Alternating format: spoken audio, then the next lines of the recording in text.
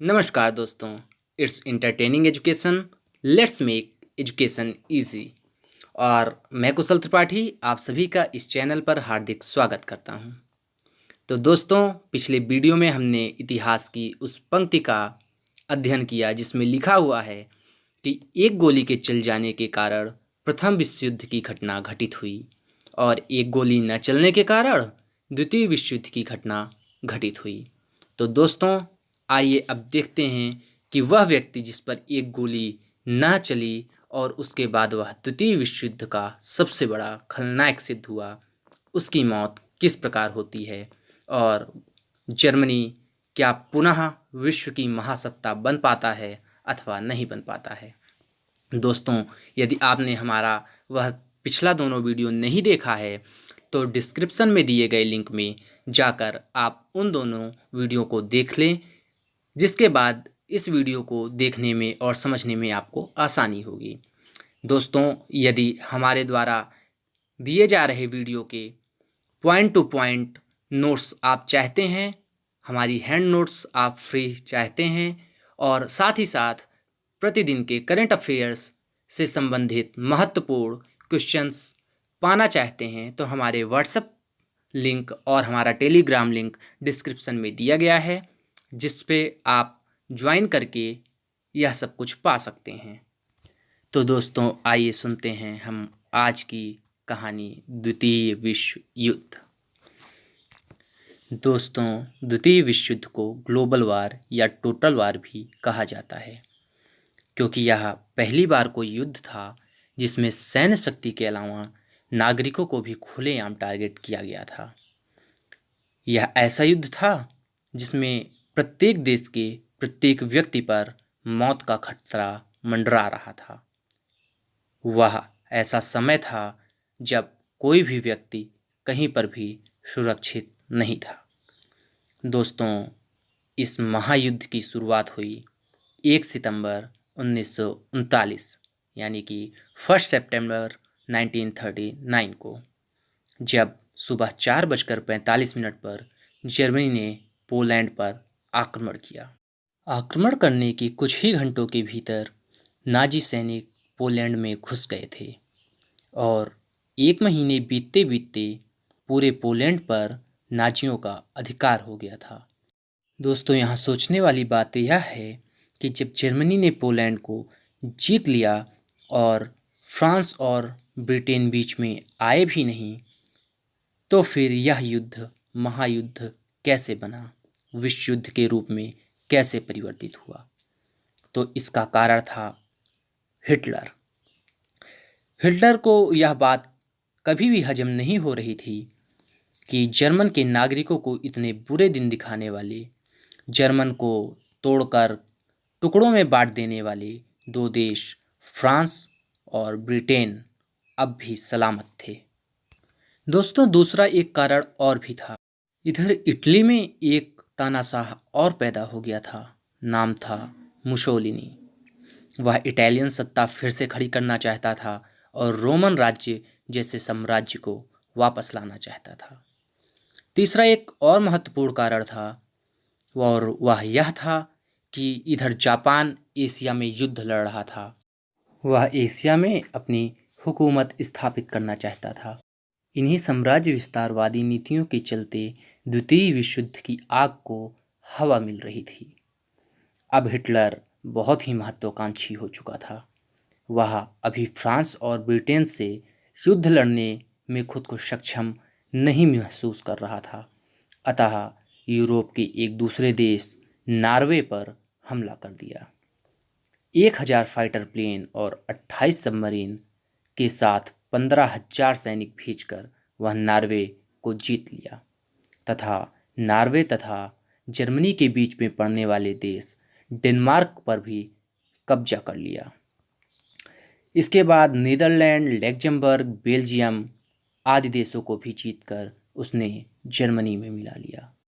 अब हिटलर को लगने लगा था कि उसके पास पर्याप्त आयुध भंडार तथा सैन्य शक्ति उपलब्ध है। अतः 5 जून 1940 को 15 लाख नाजी सैनिकों को भेजकर उसने फ्रांस पर हमला कर दिया। फ्रांस के पास उस वक्त 8 लाख सैनिक थे, किंतु 15 लाख नाजी सैनिक, 2000 टैंक, 1500 फाइटर प्लेन, इन सब के सामने महज 15 दिन बीतते बीतते फ्रांस ने घुटने टेक दिए थे। वह दिन आज भी हिटलर भूला नहीं था, जब फ्रांस और ब्रिटेन ने मिलकर जर्मनी को नीचा दिखाने में कोई कसर नहीं छोड़ी थी। दोस्तों, कहते हैं इतिहास अपने आप को दोहराता है, और आज सचमुच इतिहास अपने आप को दोहरा रहा था। हिटलर ने फ्रांस के उसी कैंपिंग के जंगल में वही ट्रेन बुलवाई जिसमें लगभग 21 साल पहले फ्रांस और ब्रिटेन ने जर्मन से शरणागति पत्र पर साइन करवाया था। बस फर्क इतना था, आज इस ट्रेन को हिटलर ने बुलाया था और शरणागति पत्र पर फ्रांस साइन करने जा रहा था। जर्मन सेना अब तक लगभग पूरे यूरोप पर कब्जा कर चुकी थी। अब तक यूरोप का एक देश ही था जो जर्मनी के सामने नहीं झुका था, और वह देश था द ग्रेट ब्रिटेन। ब्रिटेन चारों ओर से समुद्र से घिरा हुआ देश है, इसलिए वह आज तक अभेद्य रहा था। किंतु 1940 में हिटलर ने ब्रिटेन पर हमला करने की ठान ली थी, किंतु इस कार्य में बाधा बना उसका सेनापति। उसने कहा कि ब्रिटेन की जल सेना बहुत मजबूत है और संभव है कि हम जब उस पर हमला करें तो वह अपने वायुसेना के द्वारा हम पर हमला कर दे, और हमारे पास काउंटर करने के लिए उतनी मजबूत वायुसेना नहीं है। अतः हिटलर मान गया और ब्रिटेन पर बाद में हमला करने के लिए अपने वायुसेना को मजबूत करने लगा। कुछ ही दिनों में अपनी वायुसेना को पूर्णतः मजबूत करने के बाद हिटलर को लगने लगा था कि अब वह ब्रिटेन पर हमला कर सकता है। अतः कुछ महीनों बाद जर्मनी और ब्रिटेन में भीषण जंग छिड़ गई, जिसे बैटल ऑफ ब्रिटेन भी कहा जाता है। इस युद्ध में ब्रिटेन की 1000 तथा जर्मनी के 1800 फाइटर जेट नेस्तनाबूद हो गए, और हिटलर का धैर्य अब टूटने लगा था। उस समय क्योंकि आधे से अधिक यूरोप पर जर्मन की हुकूमत थी, अतः आज नहीं तो कल ब्रिटेन को झुकना ही पड़ता। परंतु हिटलर उतना अच्छा कूटनीतिज्ञ नहीं था, और वह 3 सबसे बड़ी ना करने वाली अक्षम्य गलतियां कर बैठा था। पहली गलती यह थी कि हिटलर ने ब्रिटेन से युद्ध स्थगित कर दिया और सोचा कि ब्रिटेन को हम बाद में देख लेंगे, तब तक अन्य देशों से युद्ध का अभियान चलाया जाए। उसकी दूसरी और सबसे बड़ी अक्षम्य गलती यह थी कि बिना किसी कारण ही उसने रसिया से युद्ध छेड़ दिया। रसिया के साथ युद्ध करने के लिए जर्मनी ने 30 लाख सैनिक, 7000 टैंक और 4000 फाइटर प्लेन रवाना किए। परंतु रसिया में घुसने के बाद नाजी सैनिक रसिया के सैनिकों का और वहां के ठंडे मौसम का सामना ना कर सके। वह उनके आगे टिक भी नहीं पाए और इसमें 9 लाख नाजी सैनिक मारे गए। रसिया उनका पीछा करती हुई जर्मनी की सीमा में घुस गई। जर्मनी की तीसरी भूल यह थी कि जर्मनी ने अमेरिका के खिलाफ युद्ध की घोषणा कर दी, परंतु इसके परिणाम बहुत घातक सिद्ध हुए। 6 जून 1944 के दिन अमेरिका तथा मित्र राष्ट्र की सेना यूरोप में घुस गई थी तथा जर्मनी पर हमला कर दिया था। जर्मनी एक बार पुनः अपने घुटने पर आ गया था। यह वही जर्मनी था जो प्रथम विश्व युद्ध के बाद पुनः टूटकर और एक बार अपने पैरों पर खड़ा हुआ था तथा 10 देशों को जीतकर जर्मन साम्राज्य को पुनः जीवित कर दिया था। परंतु आज पश्चिम की तरफ से अमेरिका, ब्रिटेन तथा मित्र राष्ट्र की सेना ने हमला बोल दिया था। वहीं पूर्व की ओर से रूस की सेना जर्मनी की राजधानी बर्लिन की ओर बढ़ रही थी। हिटलर अपने अंतिम दिन बर्लिन सचिवालय के नीचे बने फ्यूरर नामक बंकर में गुजार रहा था, परंतु लगातार बरस रहे तोप के गोलों से बेहद मजबूत फ्यूरर बंकर की दीवारें भी अब हिलने लगी थीं। दिन था 29 अप्रैल 1945। इस दिन हिटलर ने अपने 26 लश्करी अफसर तथा 31 चौकीदार को बुलाकर कहा, मुझे दुश्मन के हाथों नहीं पकड़े जाना है। उसने उनसे कुछ ज़्यादा बातें तो नहीं की, परंतु अब सबको समझ आ गया था कि क्या होने वाला है। दूसरे दिन यानी 30 अप्रैल 1945 यह हिटलर के जीवन का आखिरी दिन था। दोपहर को हिटलर तथा ईवा ब्राउन ने खाना खाया और अपने कमरे में चले गए। कुछ ही देर में उस कमरे से गोली के चलने की आवाज़ें सुनाई दी। हिटलर ने स्वयं को गोली मार ली थी और ईवा ब्राउन ने साइनाइड खाकर खुद को ख़त्म कर दिया था। तो दोस्तों, इस प्रकार द्वितीय विश्व युद्ध के सबसे बड़े खलनायक हिटलर का अंत हो चुका था और हिटलर के अंत के साथ ही साथ जर्मनी का भी इस युद्ध में अंत हो चुका था।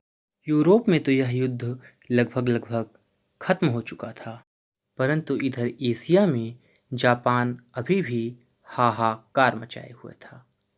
जापान ने एशिया से लेकर अमेरिका तक इतना कोहराम मचा रखा था और इतने फॉर्म में चल रहा था कि वह किसी की सुनने के लिए तैयार ही नहीं था। उसने अमेरिका का काफ़ी ज़्यादा नुकसान कर दिया था। इसलिए अमेरिका ने 6 अगस्त 1945 तथा 9 अगस्त 1945 को जापान के क्रमशः हिरोशिमा और नागासाकी पर परमाणु हमला कर दिया। विश्व इतिहास के किसी युद्ध में परमाणु हथियारों का प्रयोग किए जाने की यह प्रथम घटना थी और अब तक सिर्फ अमेरिका ही एक ऐसा राष्ट्र था जो परमाणु शक्ति से संपन्न था। दोस्तों, सोचने वाली बात यह है कि यदि उस वक्त तक अन्य देश भी परमाणु शक्ति से संपन्न होते तो इस युद्ध के विनाश की कहानी बहुत आगे हो सकती थी। फिर भी इस युद्ध में कम विनाश नहीं हुआ था। तो आइए देखते हैं इस युद्ध के कुछ महत्वपूर्ण तथ्य। इस युद्ध में 6 करोड़ लोगों के मारे जाने का आंकड़ा है, जिसमें 2 करोड़ सैनिक और 4 करोड़ आम नागरिकों को मारा गया था। इस युद्ध की शुरुआत 1 सितंबर 1939 को पोलैंड पर हमले से और इस युद्ध का अंत 9 अगस्त 1945 को नागासाकी पर अमेरिका द्वारा किए गए परमाणु हमले के बाद और मित्र राष्ट्रों के विजय के बाद माना जाता है। इस युद्ध के परिणाम स्वरूप संयुक्त राष्ट्र संघ का गठन हुआ, जो 24 अक्टूबर 1945 को अस्तित्व में आया। इस युद्ध में भी लड़ने वाले शक्तियों का 2 पार्टी के रूप में गठन हुआ था, जिसमें एक मित्र पक्ष शक्तियां थी जिन्हें अलायंस पावर के नाम से जाना जाता है और दूसरे में थी अक्ष शक्तियां या केंद्रीय शक्तियां जिन्हें एक्सिस पावर के नाम से जाना जाता है। इस युद्ध में दोनों पार्टियों में लड़ने वाले देश प्रथम विश्व युद्ध के समान ही थे, परंतु इटली एकमात्र ऐसा देश था जो प्रथम विश्व युद्ध में अक्ष शक्ति यानी सेंट्रल पावर्स या एक्सिस पावर के तरफ से युद्ध में शामिल हुआ था, परंतु इस युद्ध में वह अलायंस पावर की तरफ से युद्ध में शामिल हुआ था। तो दोस्तों, आज का आपको यह वीडियो कैसा लगा कमेंट बॉक्स में ज़रूर बताएं। आपके द्वारा किया गया सपोर्ट हमें आगे और अच्छे वीडियो बनाने के लिए प्रोत्साहित करता है।